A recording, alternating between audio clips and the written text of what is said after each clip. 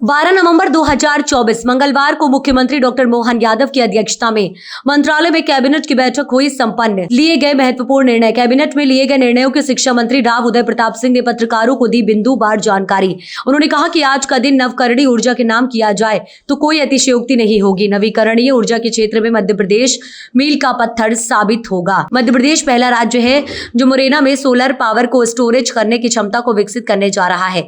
साथ ही मंत्री उदय प्रताप सिंह ने कहा कि सोलर के क्षेत्र में क्षेत्रफल विस्तार में मध्य प्रदेश के लिए बड़ी उपलब्धि हुई है। उन्होंने ये भी कहा कि मध्य प्रदेश सरकार को माननीय प्रधानमंत्री के नेतृत्व में 3 करोड़ नए आवास, 2 करोड़ ग्रामीण क्षेत्र में, 1 करोड़ शहरी क्षेत्र में देने जा रहा है। मंत्री राव उदय प्रताप सिंह ने पत्रकारों को संबोधित करते हुए कहा कि मध्य प्रदेश के वासियों के लिए खुशी की बात है कि 15 नवंबर को बिरसा मुंडा की जयंती पर धार और शहडोल में होने वाले राज्य स्तरीय कार्यक्रम में प्रधानमंत्री नरेंद्र मोदी वर्चुअली जुड़ेंगे। बहुत महत्वपूर्ण दिन है जब प्रधानमंत्री जी की जो 2047 विकसित भारत की जो कल्पना है उसको साकार करने के लिए मध्य प्रदेश एक कदम और आगे बढ़ा है। और हमारे मुख्यमंत्री जी के नेतृत्व में ये प्रदेश लगातार इंडस्ट्रियलाइजेशन हो, नवाचार हो, गुड गवर्नेंस हो, उसमें हम लगातार आगे बढ़ रहे हैं। मध्य प्रदेश 2047 में कैसे होगा, इसका विजन डॉक्यूमेंट की तैयारी आपको पहले भी पता होगा कि चीफ सेक्रेटरी महोदय की अध्यक्षता में पूरा एक सिस्टम डेवलप किया है।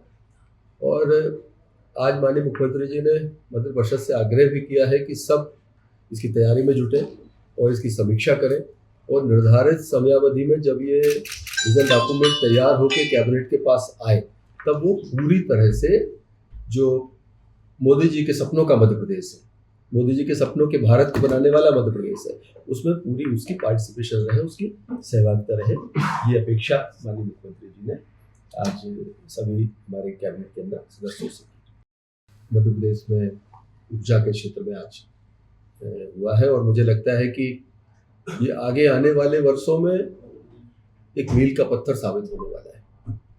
नवकरणीय ऊर्जा क्षेत्र में मध्य प्रदेश पहले से बढ़िया काम कर रहा है और मुझे लगता है हम वो वाहिद राज्य हैं जहां पर नवकरणीय ऊर्जा में हम रिसर्च का काम कर रहे हैं। उनके यंत्रों को बनाने में हम उसमें आगे बढ़े हैं, उसके माध्यम से ऊर्जा का उत्पादन भी करेंगे, सोलर ऊर्जा एनर्जी का। और अभी तक सोलर पावर जो थी वो हम बनती थी और चलती रहती थी, स्टोरेज का कोई प्रावधान उसमें था नहीं। मध्य प्रदेश पहला राज्य है जो मुरैना में सोलर पावर को स्टोरेज करने की क्षमता को विकसित करने जा रहा है। मुझे लगता है ये देश में एक महत्वपूर्ण निर्णय मध्य प्रदेश ने किया है और माननीय मुख्यमंत्री जी को तो मैं विशेष रूप से बधाई देना चाहता हूँ। उनके नेतृत्व में हम इस दिशा में सरकार आगे बढ़ रही हुआ है। मुझे लगता है आज का दिन नवकरणीय ऊर्जा के नाम अगर किया जाएगा तो शायद ये अतिशयोक्ति नहीं होगी। मैं इस बात को समझ सकता हूँ। मैं लंबे समय भारत सरकार की जो पावर स्टैंडिंग कमेटी थी उसमें रहा मैं, और मैं सोच सकता हूँ कि ये मोदी जी का एक सपना है कि बिजली उत्पादन जो है वो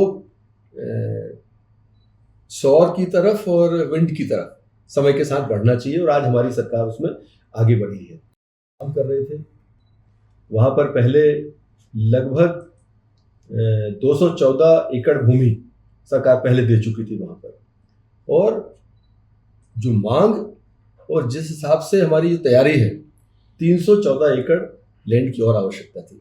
आज कैबिनेट ने वो एक स्वीकृति प्रदान की है और नर्मदापुरम अकेले के लिए नहीं, ये मध्य प्रदेश के लिए एक बड़ी उपलब्धि है कि लगभग हम इसको 314 एकड़ लैंड, 311.44 एकड़ लैंड के साथ में सोलर पावर का वहाँ पर जो तंत्र खड़ा होगा। और अभी जो हमारी रीजनल इन्वेस्टर्स कॉन्क्लेव जो होने वाली है नर्मदापुरम में, मुझे लगता है उसके पहले हमारी तैयारी होगी कि हम इसका माननीय मुख्यमंत्री जी से भूमि पूजन आदि करा के इस व्यवस्था को आगे बढ़ाएं। मुझे लगता है इसका क्षेत्रफल विस्तार होने से मध्य प्रदेश में सोलर पावर को लेकर एक बड़ी मांग जो है कि डिमांड और सप्लाई के बीच में जो एक गैप बनता है कई बार, उसकी पूर्ति में इसकी महत्वपूर्ण भूमिका रहेगी। हमारा एक भूमि आवंटन की और आवश्यकता थी, तो आज जो है इसको लगभग 21.494 हेक्टेयर भूमि नवीकरणीय ऊर्जा के लिए आज हस्तांतरण करने के लिए भी एक अप्रूवल हमारी सरकार ने दिया है।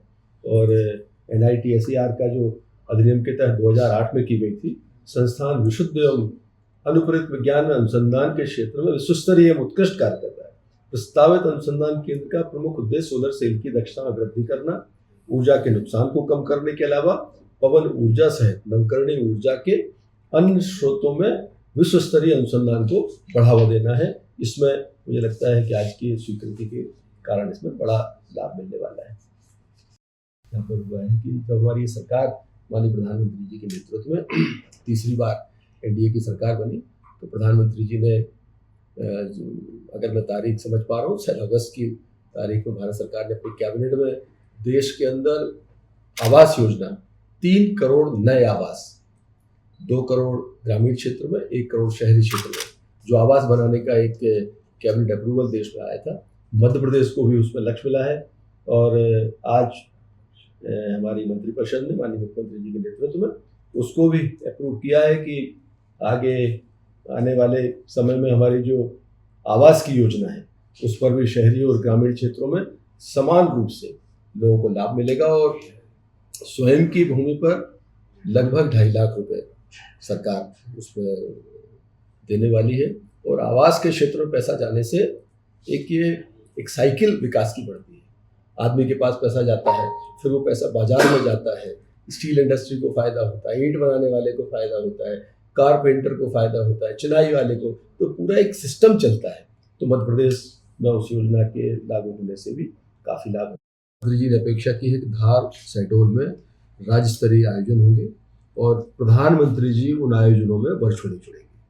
ये हम सब के लिए महत्वपूर्ण है कि मध्य प्रदेश में एक आगामी समय में 15 नवंबर को होने वाले आयोजन में बिरसा मुंडा जी के जन्म जयंती के अवसर पर प्रधानमंत्री जी वर्चुअली उस कार्यक्रम में हमारे साथ जुड़ेंगे। और साथ ही जो जमीन का जो मैंने बताया था आपका कि बाबई नर्मदापुरम में ये टोटल एरिया 441.96 एकड़ हो जाएगा। 128 एकड़ पुराना 214 और ये 311, 128 पुराना और 311 नया, पुराना 227 और नया 214। हाँ, तो ये ऐसा करके ये 441 एकड़ जो है ये लैंड